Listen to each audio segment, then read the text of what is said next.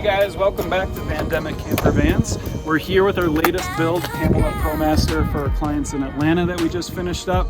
We're super excited to show you the build. Follow me along and take a peek.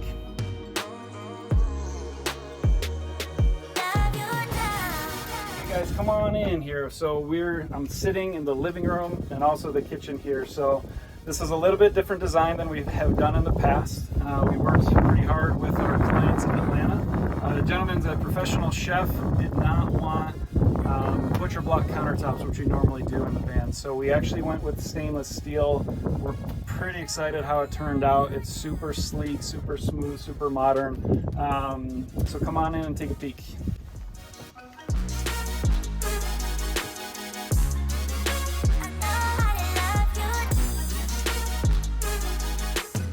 So we're in the kitchen here, which we've got about a 5-foot countertop here. We went with our induction stovetop, which is a 2-burner Impava electric stovetop, which was important for the client, did not want to have gas.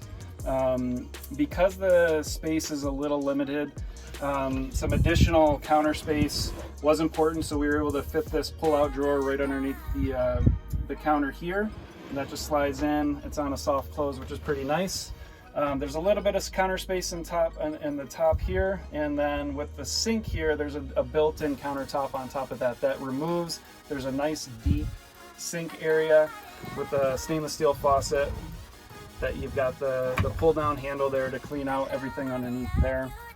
We added a 3rd set of lights up underneath the kitchen here that is on a little bit of a dimmer. So while cooking at night, you've got plenty of light to see what's going on. And then one other big thing that was super important for the client to have was a spice rack. Just with limited space here, threw out the idea of putting a spice rack in, and so the third-party company that we used for this created this here. It's a 2-foot little stainless steel, obviously, spice rack, which is pretty cool. I'm super excited about that. Up above, we've got two storage areas there. They're both on soft close, and you can notice here throughout the whole build, we went with this leather pull, which has really kind of brings some richness and warmth into the van, and it really ties in the couch that I'm sitting on that we'll get to in a little bit. So just to finish up the kitchen here, we did add a little towel bar right here, just to add some, again, we're in limited space here, so we wanted to add some place to put a towel here. We've got 4 drawers here that all pull out. They're all on soft close, and then there's one cabinet, I guess you can say, underneath the actual the sink there. Now you'll see, if you can see, there's a switch right there. That's actually to turn on the hot water heater. So this van has hot water to the sink, which again was super important to the client, but it also has a hot water or a hot shower off the back, outdoor shower, which is super important.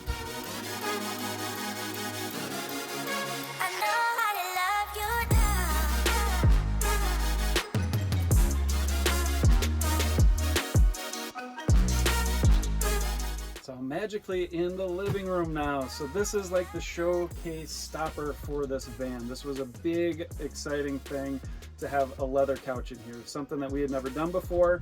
Clients wanted it, and so we risked, and I think it actually turned out really, really well. So they went with like a whiskey colored leather to tie in the rest of the van.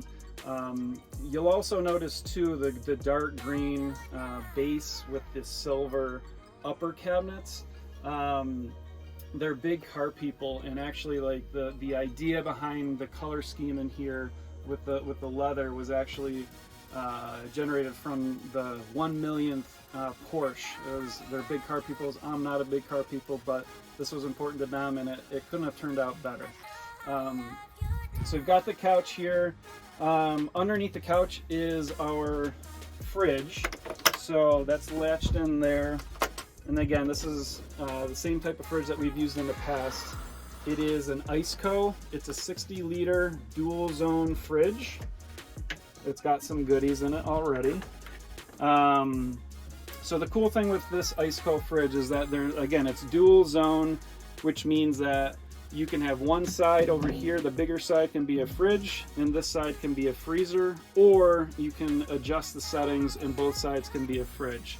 I think it's just about a 3 cubic foot capacity, so you can fit a good amount of food in there, about a week's worth of food, and a good amount of drinks as well. And that just slides in and locks into place like so. All the controls for this is down. We cut a little hole out there just so you can control the temperature, which is nice to be able to do without going inside the actual fridge. It's all from the external area.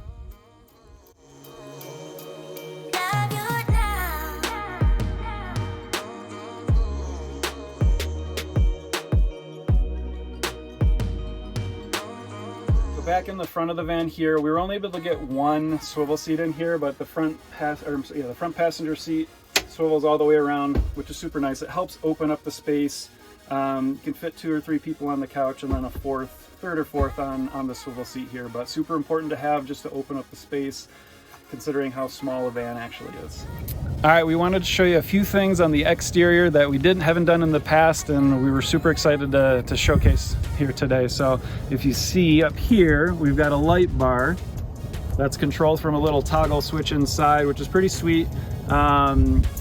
Big outdoors people and just wanted some extra light while they're traveling kind of out in the middle of nowhere. So a super cool feature that we've never done before. Couldn't be happier with how it turned out.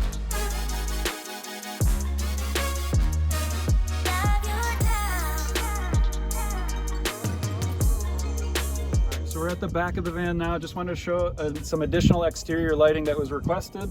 So up top, there's 2 lights that shine down. This is just to help with backing up. And then there's 2 additional lights you'll see on the sides here.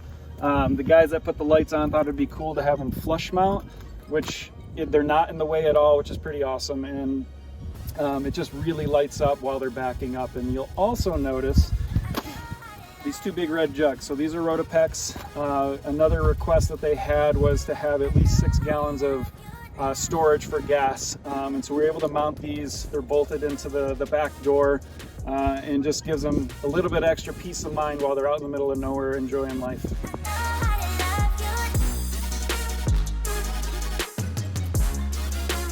Follow me over here. We're gonna go into the garage here, which is pretty awesome. So as you can see here, nice, big, clean, wide open garage. One thing that was asked for that we hadn't done in the past was actually add a pull-out slide. So this is actually a 5-foot slide. Pretty awesome idea. We've seen a lot of other builds have it, but just an easy way so you don't have to climb all the way into I mean, that's a good 6 feet all the way back. This is 5 feet. It's just an easier way to pull stuff out and have it be more accessible, which is pretty awesome. So pretty cool idea there.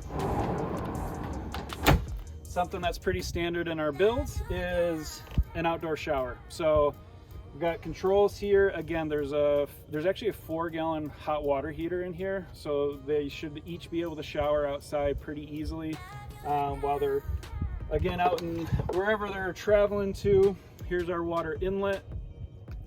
There's a little window here to see how much water is actually available in the water tank. We made the smart decision this time of including a light inside so you can actually see how full the water is, which is nice.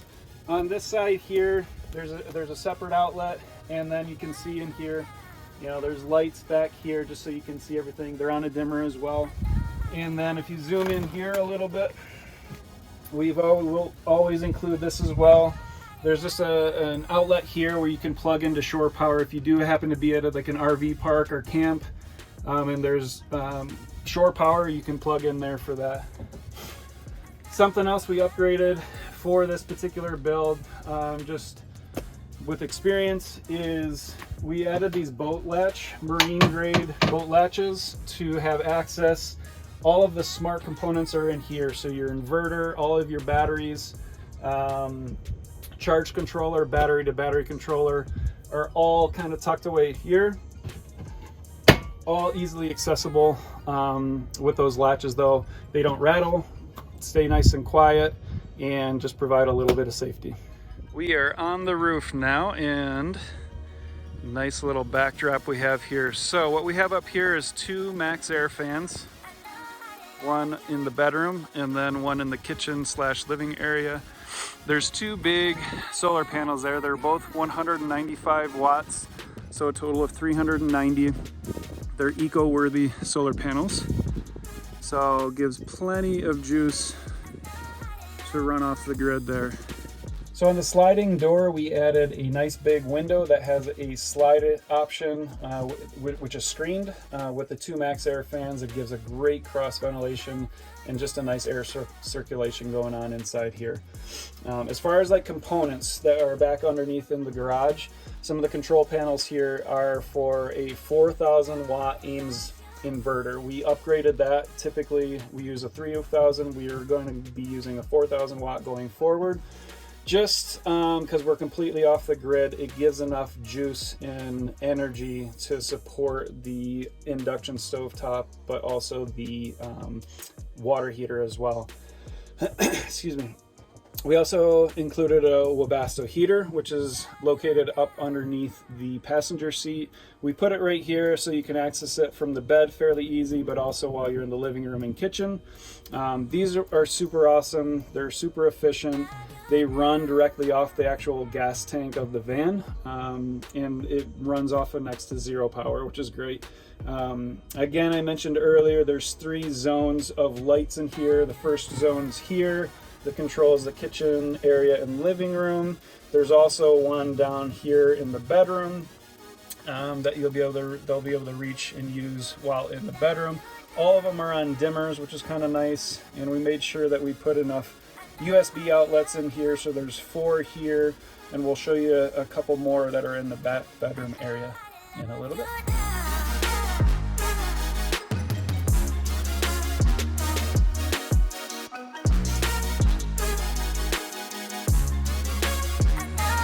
One last thing we want to showcase for the bedroom here is in the back. It's a headboard, and as crazy as it is, that headboard is actually 2 feet tall, which is nuts. But because of the size of the bed, the height of the bed, you can't really tell that. But we wanted to incorporate something that would give them some support for their head and they could rest up against.